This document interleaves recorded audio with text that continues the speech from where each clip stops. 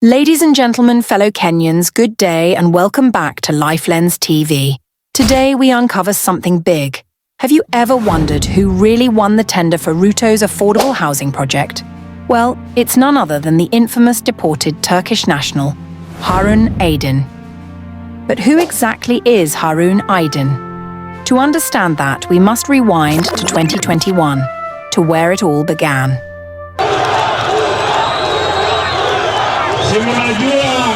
The 2022 general election was a high-stakes battle.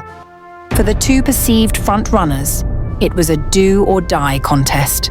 One candidate, Raila Odinga, had a massive advantage. His campaign was being funded by the Kenyan government. But what about William Ruto, the man with an unshakable hunger for State House? Ruto was known for his sharp political instincts, but he needed something more: money. And not just any money. He needed millions, if not billions, to fuel his presidential bid. On the matter of IEBC, Ruto, the man who never took his eyes off the prize, turned to a familiar source, his most trusted international ally.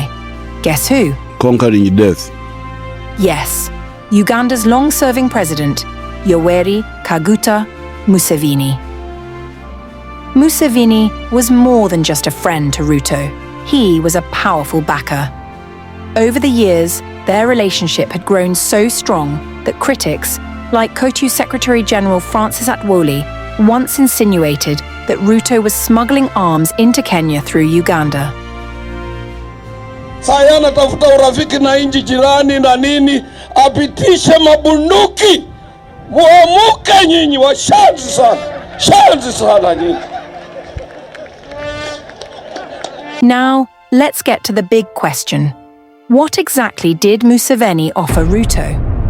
And more importantly, who were Ruto's other secret international financiers? Stay tuned. Behind the scenes, William Ruto faced not only the typical challenges of a high-stakes presidential campaign, but also significant obstacles from the very government he served. The administration, acutely aware of Ruto's unwavering determination, much like an eagle fixated on its prey, monitored his every move with relentless scrutiny. It's as if they tracked his every blink and counted his visits to the washroom, distinguishing between short and long calls. While this might sound humorous, it underscores the lengths to which the Uhuru Kenyatta administration went to thwart Ruto's ascent to the highest office. In such an environment, where the government is so determined to monitor an individual, tracking even the minutiae becomes plausible. Shukuru kwa sababu tulisonga pamoja hapa katikati, ndio sasa 2022 ikaanza kuwa inapita. To impede Ruto's progress, the government meticulously dismantled any support structures that could bolster his campaign. Recall the tragic fate of the two Indian nationals, Zulfikar Ahmed Khan and Mohammed Zayed Sami Kidwai, along with their local driver, Nicodemus Mwania Mwange. These individuals, who had come to Kenya to join Ruto's digital campaign team, were abducted and murdered in July 2022, a chilling reminder of the lengths to which adversaries would go. Similarly, Dennis Itumbi, a key figure in Ruto's digital strategy, was abducted and tortured, highlighting the peril faced by those in his inner circle. Shukuru kwa sababu tulisonga pamoja. The government's vigilance paid off when they intercepted critical intelligence about Ruto's plans. On August 2, 2021, Ruto intended to fly to Uganda to convene a high-level private meeting with international allies. Among his entourage was Harun Aydin, a Turkish national whose presence raised eyebrows. Aydin's involvement suggests he anticipated significant returns on his investment, given the considerable distance he traveled. The plot thickens when considering other potential attendees. I'm coming to Mumbai. Sheikh Mansour bin Zayed Al Nahyan, a member of the Abu Dhabi royal family and owner of Manchester City Football Club. The involvement of such high-profile figures begs the question: were they confident in Ruto's victory? Did they have a hand in orchestrating events behind the scenes? Could there be connections to entities like Smartmatic Corporation, the firm responsible for Kenya's election technology? Investing substantial sums in a candidate perceived to have minimal chances would be uncharacteristic of astute businessmen like Sheikh Mansour. Delving deeper, one might uncover fingerprints of UAE interests intertwined with electoral processes, a topic ripe for further exploration. Share your thoughts in the comments below. Would a savvy businessman like Sheikh Mansour risk his capital on a long shot? Or does this suggest a more intricate web of influence and assurance? Let's engage in this discussion. On August 2nd, 2021, an incident unfolded that sent shockwaves not only across Kenya, but beyond its borders. At exactly 10 a.m., Deputy President William Ruto arrived at Wilson Airport, ready to board a flight to Uganda. But in a stunning turn of events, he was blocked from travelling. Hours of delays followed, and after a frustrating standoff, Ruto finally gave up and returned to his Karen residence. But here's the twist. Harun Aydin, the controversial Turkish businessman who was supposed to accompany him, was allowed to proceed with the trip. Days later, upon Aydin's return to Kenya, things took an even darker turn. He was arrested, bundled into anti-terror police, ATP vehicles, and accused of financing terrorism. The tension was palpable. There were whispers, speculations, and heightened political drama.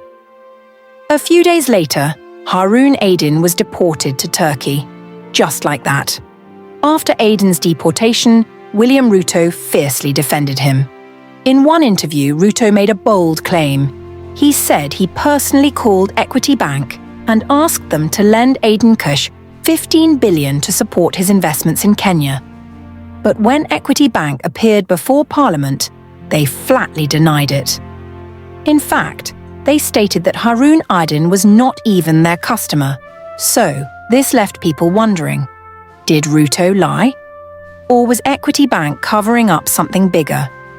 Being the cunning strategist he is, Ruto didn't let the Uganda setback stop him. He resurrected the failed meeting, but this time under a new disguise. Portraying it as a campaign break, Ruto quietly flew to Dubai. What happened there remained a mystery, but one thing was clear: he returned heavily funded. How are you, sir? Upon assuming office, President William Ruto initiated efforts to acknowledge and reward his campaign financiers. A notable example I'm coming to Mumbai. Is Sheikh Mansour bin Zayed Al Nahyan, a prominent member of the Abu Dhabi royal family.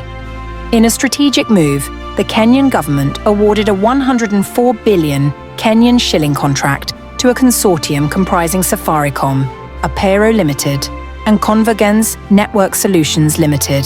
This consortium is tasked with implementing the Integrated Healthcare Information Technology System, iCHITS, a cornerstone for the Social Health Insurance Fund, SHIF, which is set to replace the National Health Insurance Fund, NHIF.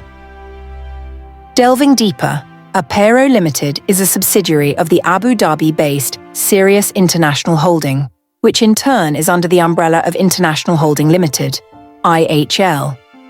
IHL is owned by none other than Sheikh Mansour bin Zayed Al Nahyan. This intricate corporate structure suggests that awarding the iHits contract to the consortium indirectly benefits Sheikh Mansour, thereby serving as a form of repayment for his support during Ruto's campaign.